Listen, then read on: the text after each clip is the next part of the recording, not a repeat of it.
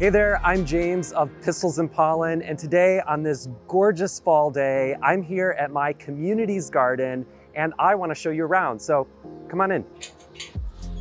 So I'm here in Chicago and you can see that I am in this lovely, lush oasis. This community garden has been here a few years now. I had been on the wait list for a handful of years before I was finally granted a plot of my own to share with another gardener. We have 8-foot by 4-foot plots, and those plots, because the wait list to be in this community garden is so long, are shared each by 2 gardeners. And luckily, last year, we had a grant, we were gifted a large amount of money to be able to expand this garden, pretty much doubling its size, doubling the amount of beds, doubling the amount of gardeners, and doubling the amount of produce and flowers for pollinators. And I feel so lucky to be a part of this community, so lucky to be a part of this space and this land that is creating flowers for pollinators, that is creating produce for people, and allowing us to connect with one another over the joy of growing and caring for plants. So let's take a little tour around the place. I'll show you some of the things that are in season this year, what folks are growing and how they're growing it. Come on. So I actually want to start back here in the corner of the garden bed because this is actually my plot. This little 4x4 plot that I am personally responsible for gardening in this huge garden oasis. Now, you can see I've got these gorgeous sunflowers that I planted this year. You know, I'll be perfectly honest with you. One of my favorite gardening activities in this community garden is actually tending to the pollinator habitat, which I'm going to show you a little bit later. And so a lot of the time that I had previously dedicated to spending and working in my community garden, I'm actually working alongside other gardeners to tend pollinator habitat. And so I haven't had as much time last summer or this summer to steward or shepherd this particular plot of land. So I wanted to make sure that what I planted this year would be a little bit lower maintenance so that I could spend the majority of my time gardening in the pollinator beds and allow this to basically do most of the work all by itself for me over the course of the season. So that's why you can see that I've got this gorgeous Astra rose sunflower. It's a multi-stalking sunflower. Because we're toward the end of the season now, most of these blooms are spent. You can see we've got some gorgeous blooms still going, still hanging on a little bit up here, but most of them are setting seed, and it won't be long before we'll have probably some birds nibbling on these sunflower seeds.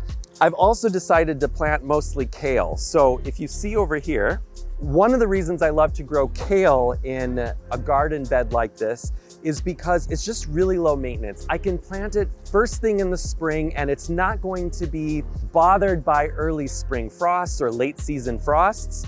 It's also gonna go and withstand the summer heat without wilting or being overly stressed.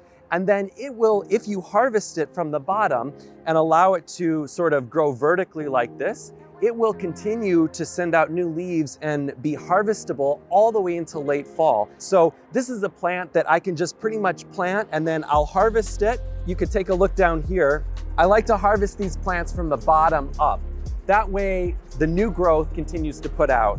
Now, this particular plant has definitely been left a little too long. I probably should have harvested it. This is an organic garden, so bugs have eaten their fair share of this particular kale plant. We grow and garden organically here by edict, so everybody agrees to do that. That means there's no pesticides applied here.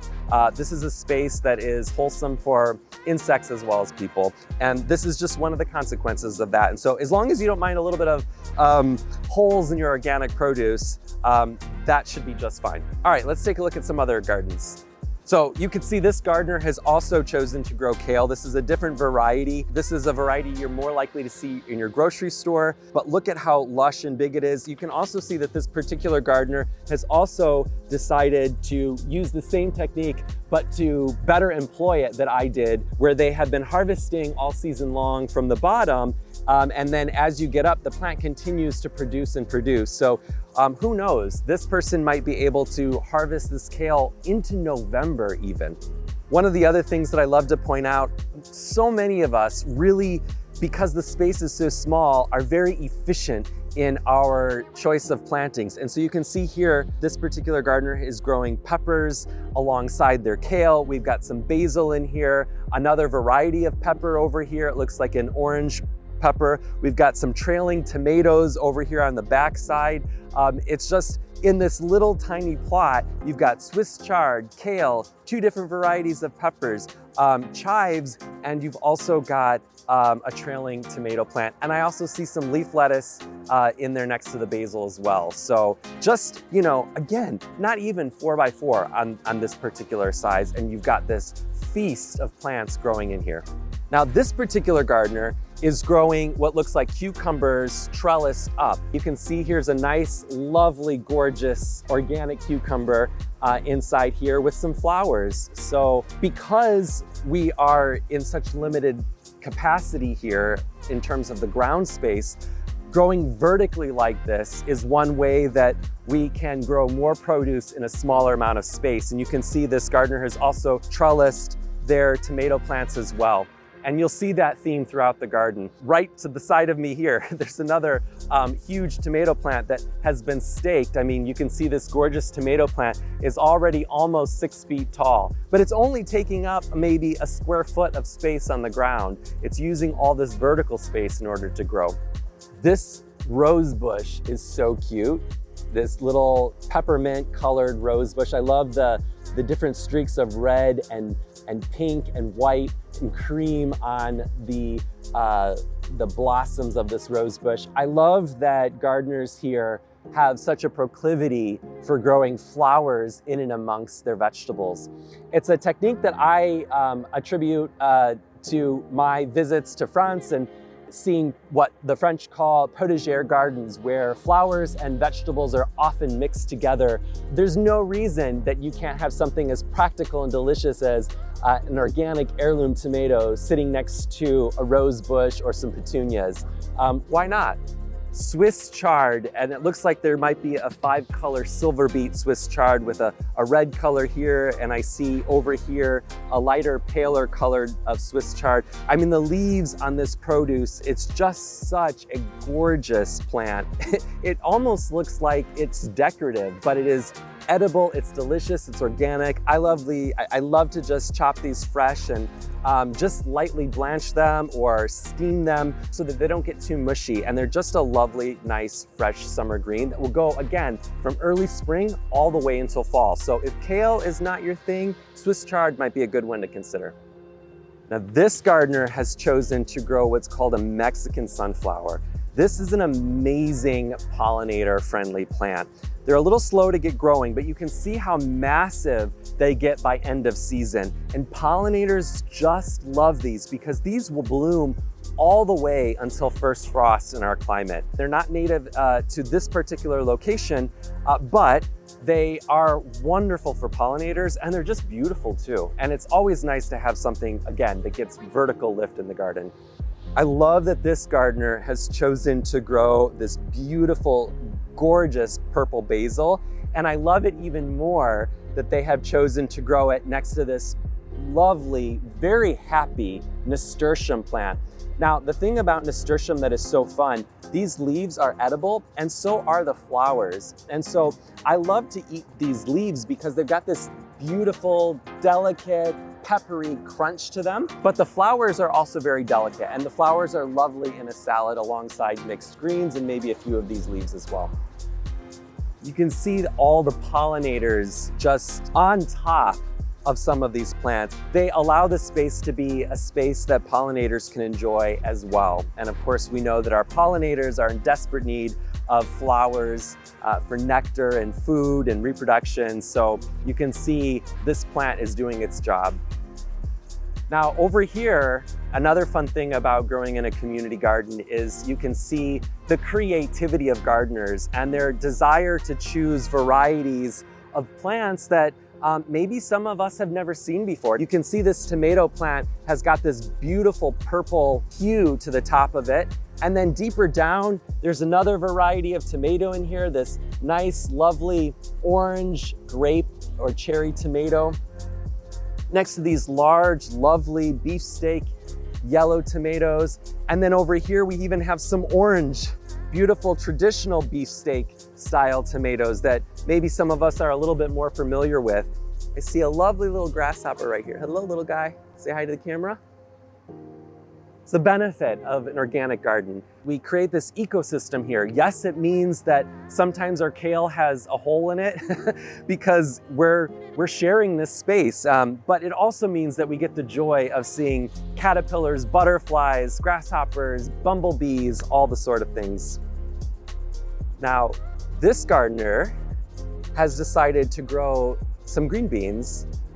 They've used this trellis here, so they've handmade this sort of trellis. These string beans, they send out these little tendrils and they climb right up and they climb right over and they send out these nice little white flower heads. And then this is the happy consequence of this particular grower's labors. It looks like they've probably been picking these off over the course of the season. Lucky them.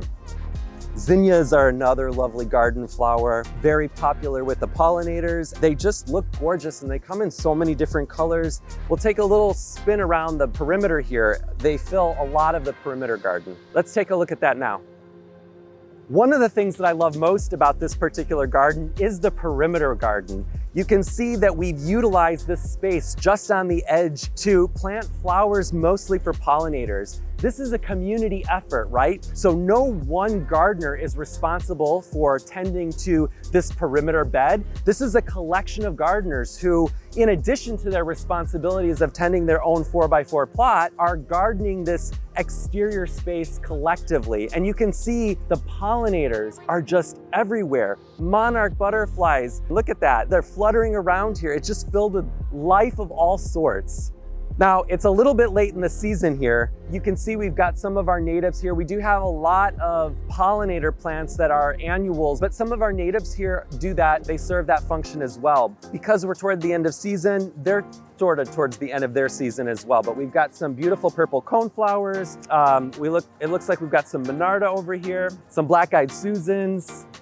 This goldenrod is just, it's a massive native plant. You can see how large it grows. I love this plant because it's just getting started when a lot of other natives are sort of winding down for the season. So when it blooms a little bit more and some of the other annuals start to die back, I suspect we'll see a ton of pollinators on this particular plant. I didn't show you this on the garden tour, but you can see here we've got these bins. We collect water and we store it, and we use these waters to dunk pails and water our bed. But we also have a bunch of pails over here where we collect our waste for compost. We do like to compost as much of our garden waste as we can. We do like to store our water here so that it is easy enough to grab a pitcher and water our own little garden when we need to. It's a community effort to maintain these. It looks like our perimeter beds have some milkweed sprouting in them, so that's really exciting. This is future food for monarch butterfly caterpillars. I mean, the pollinators, they're just everywhere. I mean, what a privilege it is to be gardening in this space with, I don't know if you can hear it, trucks, helicopters, airplanes, delivery folks, music, people running around, running by, jogging, exercising, walking their dogs. I mean, it's really an active space, and this community garden is in the hub and the center of it all. But even though there's all this city chaos going on around it, we have this beautiful, lush oasis of plants, pollinators, and a space for people to enjoy all of it together. Thanks for taking the tour, and I'll see you next time.